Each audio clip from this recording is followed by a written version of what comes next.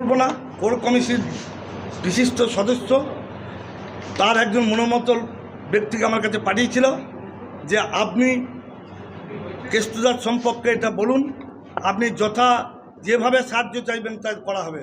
আমি কিন্তু এটাকে প্রত্যাখ্যান করেছি। তারই ফলস্বরূপ আপনাদের মিডিয়া, তার তাবেদারির মিডিয়া, তারা এই প্রচারটা করছে। আমি কাউকে বলবো না, সেটা আপনার বলবো না।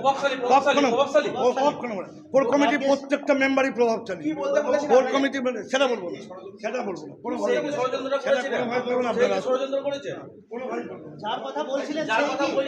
কোনোভাবেই বলবো না। এটা আপনারা আমার মুখ থেকে কথা বলাতে পারবেন না। আপনি বলছেন, আপনি বলুন, আমাকে বলাবেন না। আপনি বলছেন, আপনি বলুন, কোনোটাই বলবো না, কোনোটাই বলবো। আমার নেত্রী মমতা ব্যানার্জি, আমার নেতা অভিষেক ব্যানার্জি, আমার বীরভূমের নেতা অনুব্রত মণ্ডল, চন্দ্রনাথ সিনহা আমার নেতা। কি বলেছিল আর আমি কিচ্ছু বলবো না।